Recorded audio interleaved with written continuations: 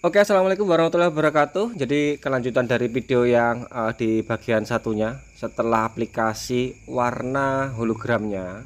Jadi mau berangkat mulai dari pagi hari ya. Ini tak jelaskan kembali lagi.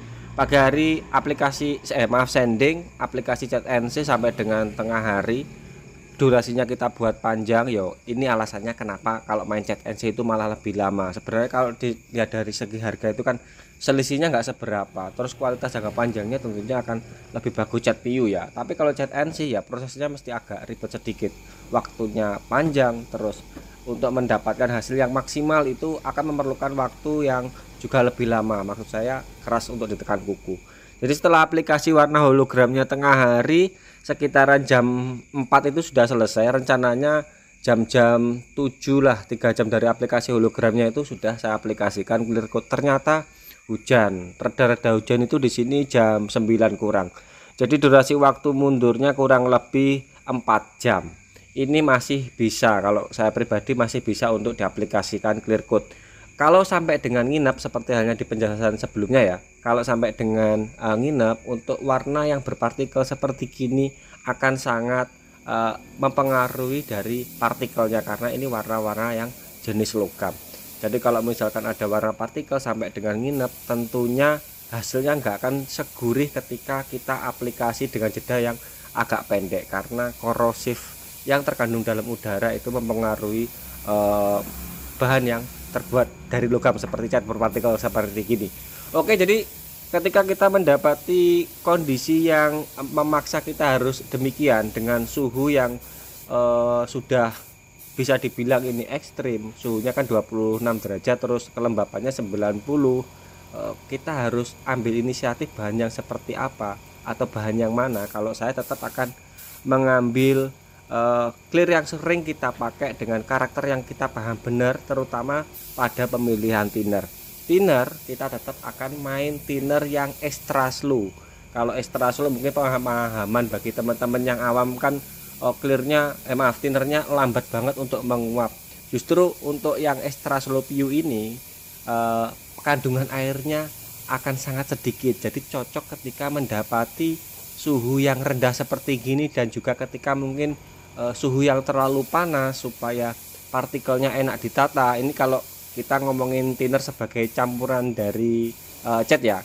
Tapi kalau untuk campuran clear coat ketika mendapati suhu yang rendah seperti gini, tentu akan tetap saya akan milih extra slow. Yang sudah saya coba ketika kita pakai mungkin yang PU yang fast dry atau yang cepat kering atau yang slow saja, kadang-kadang di suhu yang rendah dengan kelembapan yang tinggi itu rawan banget terjadi masalah clearnya ngembun, atau parah-parahnya besok kita akan menemukan popping pada permukaan clear coat. Jadi aku tetap pakai thinner yang extra slow-nya Hardwell. Ini yang sudah saya coba berkali-kali, ternyata thinnernya layak bandel ketika mendapati suhu-suhu yang ekstrim. Untuk mixing rasio ini sudah sering saya bahas, tetap di bawah TDS ya. Kenapa yo? Kita seneng main thinner sedikit. Lek thinnernya terlalu banyak, apalagi dengan warna dasar, warna yang di bawah clear coatnya ini warna yang berpartikel. Ketika kita main encer, tentunya jeruan akan sangat terlihat karena hologram ini butirannya gede-gede ya. Untuk aplikasi tembak ini video nggak tak percepat sama sekali yo, nggak tak perlambat ya, apa adanya. Seperti gini. Mungkin teman-teman bingung, kadang-kadang kok cepat, kadang-kadang kok lambat ya. Ini tergantung dari karakter clear coatnya dan juga alat yang kita pakai. Untuk ultimate Hardwell ini yang saya rasakan ditembak itu dia ringan. Jadi gini, ada clear dengan karakter yang ditembak berat meskipun kita mixing rasionya sudah encer. Misalkan kita pakai clear A dengan mixing rasio perbandingan 30% thinner misalkan, sama-sama di Hardwell yang di ultimate misalkan kita sama-sama pakai 30% thinner, tentunya berat enggaknya atau ringannya itu akan terasa ketika ditembak. Teman-teman tentunya akan pernah merasakan ketika sudah coba-coba clear coat ya, oh karakter clear ini ditembak ringan, karakter clear ini ditembak berat. Nah kebanyakan clear yang sudah kelasnya kelas apa ya, kelas ya bisa dibilang kelas yang sudah memiliki berkelas lah, kebanyakan rata-rata clear itu akan sangat ringan ditembak. Tapi kalau yang entry level, mungkin yang brand-brand lokal, apalagi clear 41 biasanya ditembak itu berat-berat. Tapi aku nemukan clear yang ringan ditembak ini di ultimate ini ringan dia ditembak, sehingga jarak tembak itu juga mempengaruhi. Ketika kita menemukan karakter clear yang berat ditembak dengan missing ratio thinner yang sudah kita buat encer, berarti jarak tembak bisa kita buat mepet untuk mendapatkan droplet clear yang langsung basah gitu. Tapi kalau ketemu dengan karakter clear yang ringan ditembak, ya memang harus diimbangi dengan mungkin bisa kita akali dengan jarak tembak yang kita buat agak menjauh sedikit seperti halnya di ultimate. Terus mungkin kalau mau mepet ya berarti speednya ya memang harus dipercepat. Jadi rumusnya sederhananya gitu. Clear ketemu yang berat ditembak berarti ya jarak tembakmu mepetan. Kalau takut meler berarti ya cepat. Kalau ketemu dengan clear karakter dengan ringan ditembak, jarak tembakmu yang ideal supaya nggak meler itu triknya gitu-gitu aja. Terus mungkin teman-teman juga bingung, ini setiap habis nembak terus kita ngelihatnya dari samping itu bagaimana, sebenarnya ngelihat apa sih? Itu sebenarnya ngelihat droplet ya, karena kalau kita nembak malam seperti gini kan nggak begitu jelas kelihatan, oh ini tadi lapisannya sudah rapat atau belum atau bagaimana. Makanya kadang-kadang ada juga teman-teman mungkin bisa melihat di video-videonya orang luar negeri yang spregannya pakai lampu. Nah itu sebenarnya untuk melihat itu spasi kita sudah rapat belum. Aku sebenarnya pengen beli yang seperti itu, yang pakai lampu senter itu loh, terus ditempel pada spregan. Sebenarnya membantu banget ketika ya umur sudah tua, mata sudah rabun, terus mendapati media pekerjaan yang memerlukan aplikasi malam hari, itu sangat membantu banget. Tapi sayang regone mahal.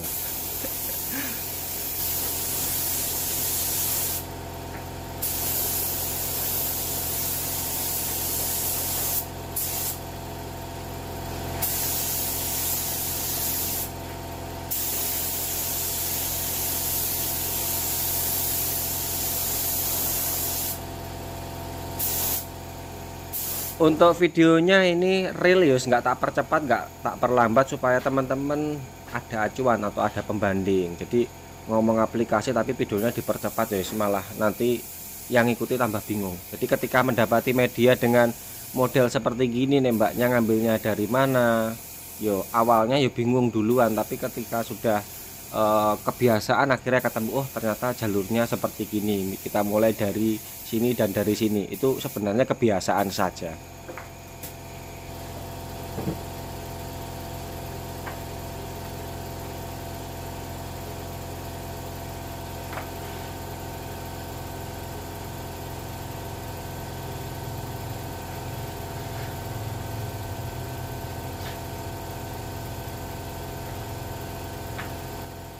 Dan untuk panel yang saya tembak ini sebenarnya di layer yang kedua ya, saya rekam video. Jadi saya ada inisiatif, oh ini sepertinya bagus untuk saya ambil dokumentasinya. Kenapa? Karena ini media-media yang biasanya teman-teman sering terjadi mewek atau meler ketika mendapati media yang segede gaban gini ya, dengan kontur yang enggak rata, ada cekungan, ada tonjolan, ada naikan, ada turunan. Terus nembaknya bagaimana? Kalau aplikasi tembak tadi tetap nggak pakai flash off ya, saya tetap mungkin flash up tuh 5 detik, tinggal muter aja baru tembak lagi. Kalau sudah mendapati media seperti gini, tetap konsisten dari titik A titik B, terus usahakan tembakan atau arah tembakan itu mengikuti dari kontur yang ada. Jadi jangan meloncat sana meloncat sini, itu justru akan sangat rawan untuk meler. Setelah 11 masih ada beberapa item tambahan yang kita clear coat dengan spregan yang lain, dan clear coat yang lain juga ya. Ini hasilnya di tangki, bisa kita lihat. Untuk hasil pekerjaan kita aman, tapi tadi ada insiden nyamuk nempel satu di sini.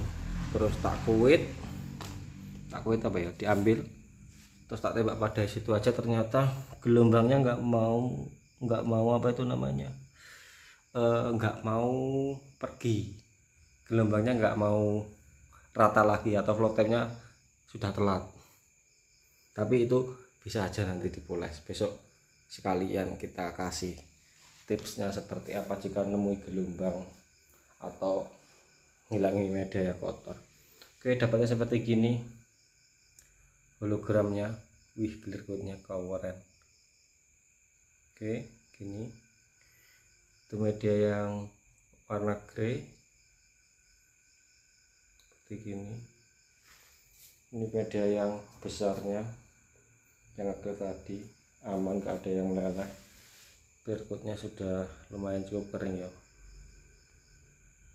lumayan kering sentuh, maksudnya kering sentuh. Keriting berani, oh enggak, aman.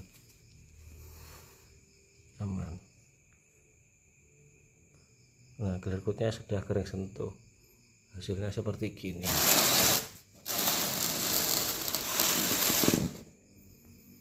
Aman, nggak ada yang meleleh. Oh, satu nyamuk nempel ini di luar. Sedikit informasi, ini bener kering sentuh tapi flow time masih bekerja ya.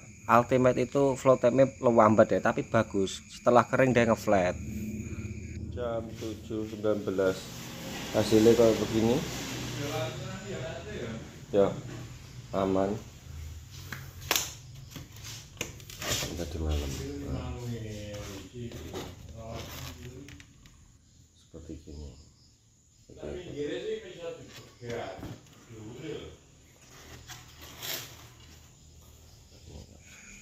Nah, ini ada bagian yang saya tunjukkan tadi malam. Jadi setelah selesai nge-clear, ternyata ada nyamuk yang nempel terus nancapnya dalam. Ketika mendapati pekerjaan yang terjadi insiden seperti itu, bagaimana yo? Mau nggak mau kita kuit, terus kita tembak pada bagian yang kita kuit aja, atau posisi dari bekas nyamuknya. Ternyata dia flow time-nya sudah berhenti. Clear coat-nya saya tembak tes di situ, nggak mau ikut lumer, jadi ikut gelombang. Akhirnya bagaimana yo? Clear coat-nya akhirnya kelihatan gelombang. Solusinya bagaimana ya? Ini bisa kita akali dengan poles. Cara molesnya bagaimana? Saya akan tunjukkan trik yang biasanya saya lakukan ketika mendapati pekerjaan yang seperti itu, entah itu kotor atau mungkin clearnya mewek atau gelombang. Solusinya gampang banget, apalagi lah kita pakai yang clear 41 seperti gini ya. Jadi nembak tadi malam tuh pagi sudah bisa kok di poles.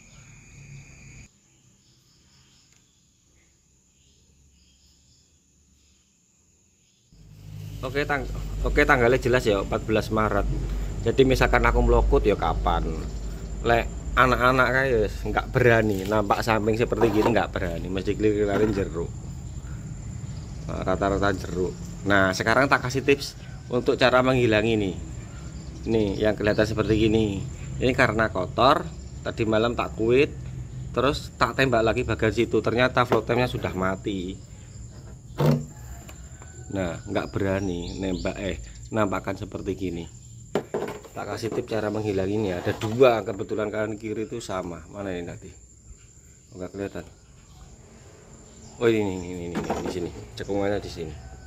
Tapi sedikit aja di sini. Cara menghilanginya bagaimana? Kita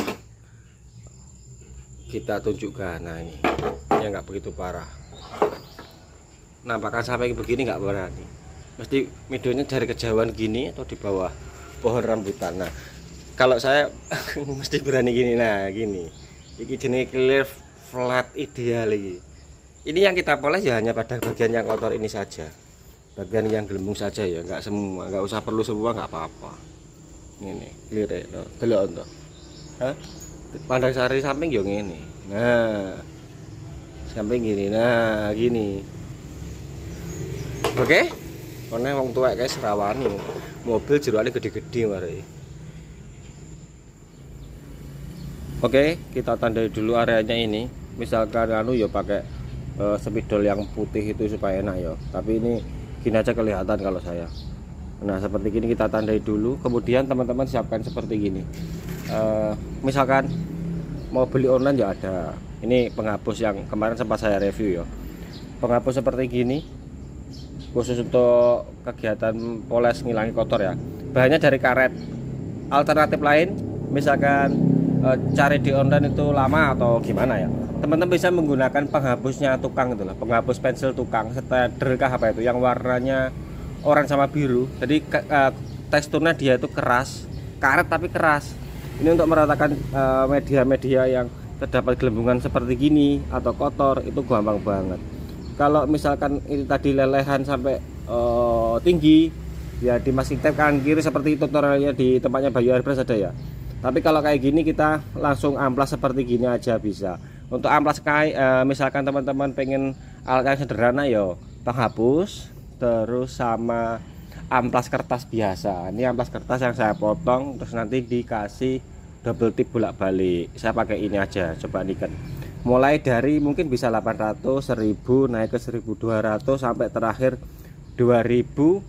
Kalau pengen bagus ya bahkan sampai 3000 yang terakhir baru naik kompon poles. Kayaknya sudah banyak yang bahas, tapi ini yang paling utama adalah tatakan atau bloknya ini yang perlu diperhatikan. Bloknya pakai blok yang sifatnya itu keras tapi terbuat dari karet, supaya apa? Mempermudah kita membantu permukaan menjadi lebih flat. Nah kan gini kan kelihatan ini yang meskinya hilang dan enggak kan kelihatan ya. Ini sebenarnya terlalu kasar amplasnya, saya nggak apa-apa. Kita coba aja mulai dari ini, rasanya tadi 800. Kita sanding seperti gini sampai menemukan tingkat keburaman yang sama. Kalau buramnya nggak sama, masih ada sisi mengkilap di bagian tengah, berarti dia masih belum flat atau belum rata. Untuk ngilangin jerukan yo seperti gini caranya. Penting bloknya keras, enggak lembek, terus bahan dari karet, cepat untuk ngerus media-media yang terdapat kotor seperti gini. Enggak usah perlu semua ya, sudah layak untuk dikasih ke konsumen. Oke, setelah nanti dirasa cukup rata dengan grade yang 800, baru naik ke grade 1000 atau 1200. Kemudian setelah baret amplas 1200 nya hilang, naik ke grade 2000. Habis grade 2000 langsung ke grade 2500 atau 3000 baru naik kompon poles. Jadi bertahap yang amplasnya untuk menghilangi baret.